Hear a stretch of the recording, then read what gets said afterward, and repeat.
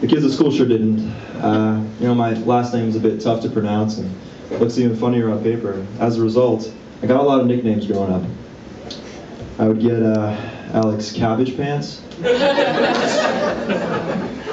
Alex Garbage Cans, Douchebag. But I survived, and you know, I've never done stand-up comedy before, but I finally realized that, you know, this is a great way for me to get on stage and expose myself to tons of people without getting arrested again.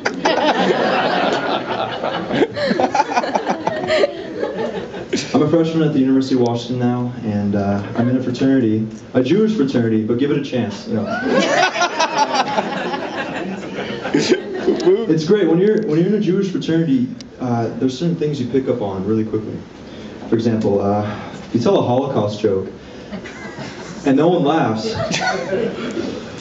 it's really hard to redeem yourself by saying, "Ah, geez, sorry guys, too soon, too soon." Doesn't work. Which kind of got me thinking. You know, how do professional comics deal with being heckled? You know, because you get on stage, you work so hard, you prepare all this material, and then some clever guy says, "Hey, fuck you!"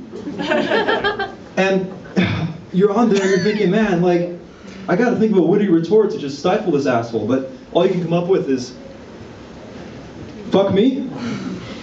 Fuck me." Damn, you got me, dude. Okay.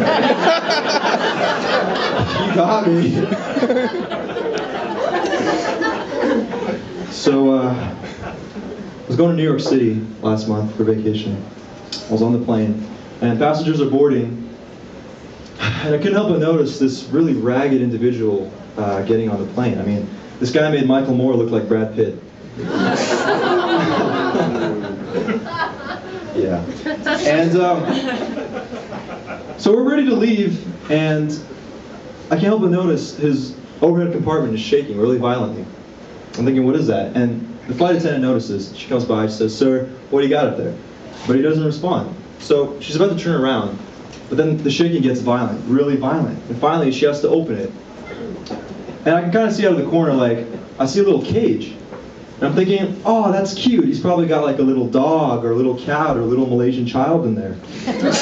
Oh my God. But no, he had a pigeon. And, you know, when he finds out that people see his pigeon, you know, he's very embarrassed. The pigeon's even more embarrassed. And, you know, there's a big scene, and finally, you know, they have the people come on the plane, and he gets escorted off. And, you know, the moral of the story is,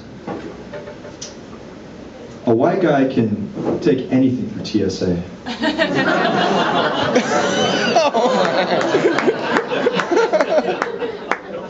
Yeah. When I was in 3rd grade, I had this math teacher, Mr. Brown. And, you know, I really didn't like math, and I liked Mr. Brown even less. So, you know, after a while, I just decided I would leave, but where could I go? So I went to the bathroom. And I would just stay in there for, you know, 10, 20, 30, 40 minutes at a time, just pass the time. It got to the point where he'd have to send classmates after me to check up on me. Alex, we're learning how to add today. So after a while I couldn't do this, especially because he called my mom, and they had a conference. "Mrs. Avakiantz, how often does your son have bowel movements?" What a pervert, who asks that? But, you know, looking back, I realized not a lot has changed. You know, I was in the marching band this year. And when I would get bored of practice, I would just leave to the bathroom. And I would stay there for 10, 20, 30 minutes at a time. Why not? And so one day, I get back to practice, I look at I say, oh, there's only like 20 minutes left, this is great, you know, I'm almost done. But everyone's staring at me, you know, a little more than usual. And that's how I got the nickname Tug.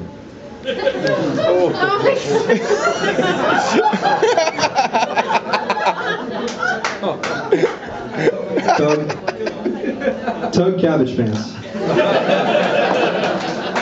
Thank you very much, guys, that's my time.